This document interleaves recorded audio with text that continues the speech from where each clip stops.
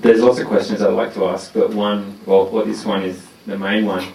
Do you distinguish between drugs like GBH and GHB, and heroin and speed and ayahuasca and plant-based substances, maybe like pituri and mushrooms?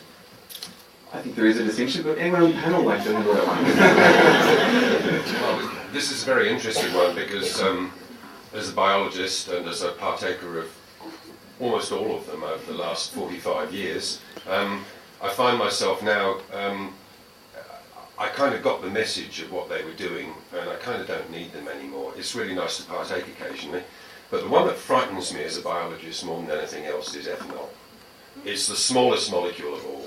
It has the worst effect on the largest part of the body. I'm sorry about this, Martin. I know you're a professional ethanol producer. But it actually, it's overwhelmed me in the last 10 years how great its effect on society is. And that's really been brought up by EGA, bringing David Caldecott along, who brought us along very good medical statistics about what's going on. And he scared the pants off me about the effect of ethanol, particularly on young brains. If I could say anything to you, I was damn lucky that I was born as late as I was in 48, because I hit the Beatles and dope and just about everything when I was 22 and 23 and 24, and my brain, my frontal part of my brain, had matured by then.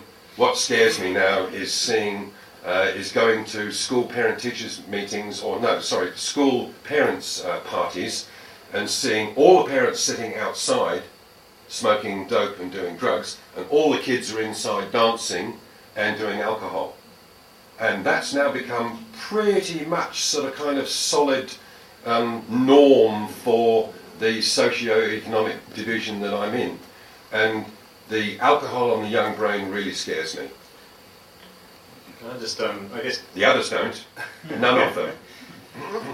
Very good answer in some ways, but I think also back to the question, none of the compounds or substances that you mentioned does anything other than act at different receptors in our brains which already exist.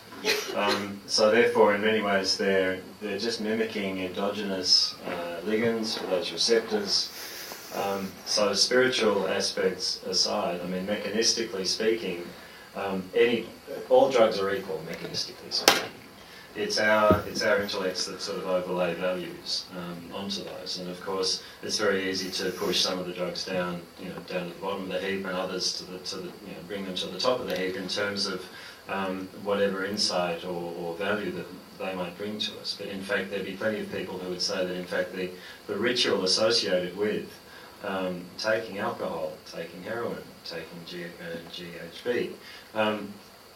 Are in many ways as satisfying as the insights that can be gained from the intellectual, psychedelics, you could say, the plant-based substances. So I think once again it's just our brains sort of screwing things up in terms of overlaying values and creating a hierarchy, a moral or ethical hierarchy amongst these various substances. Any other questions?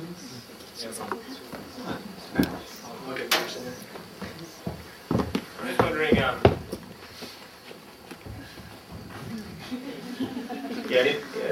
I guess there's a pretty classic divide between alcohol and psychedelic culture. One being something that you could say opens people's minds, and the other being something that gets people blind, drunk. And I'm interested in the fact that we have this massive social issue taking place in our streets every single weekend, to the point where there's practically martial law. If in anything but name, they have to shut down the clubs, they have to do all these different things, pass these laws. One thing they're not doing is thinking if there's any alternatives to the culture that actually exists that way. And I had an interesting discussion with someone the other day who is a microbrewer, and he actually told me that in the last few years the major beer companies have actually condensed the time it takes using a huge amount of preservatives in order to ferment the beer within 3 hours now, which in his opinion and of a lot of organic and alternative microbrewers now is one of the main contributing factors in what actually is transforming our culture into an even more aggressive culture. So I'm interested in what you guys think about this in terms of also this kind of discussion as an aspect of opening up our minds to alternatives, but also to becoming more aware of what it is that we're ingesting as a culture and how that's affecting us in general. Can I just say, it's not just alcohol. There's a whole idea about the hydro scare with the marijuana. There's Salvia divinorum, which was an ancient Mazatec herb for time immemorial, and 50 years is now YouTube video smashed down of everyone just losing it.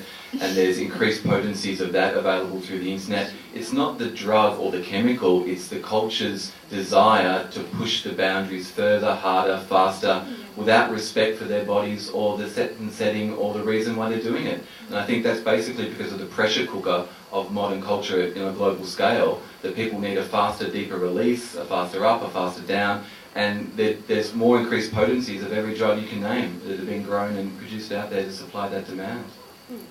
I agree 100%. I think really in certain ways drugs might be regarded as a pressure safety valve, and it's very easy to demonise drugs, as we've seen in action for decades now. But really I think the demonisation should be levelled at the society that's creating the problems in the first place, and the drugs, along with any other number of means or tools, can be used to assist to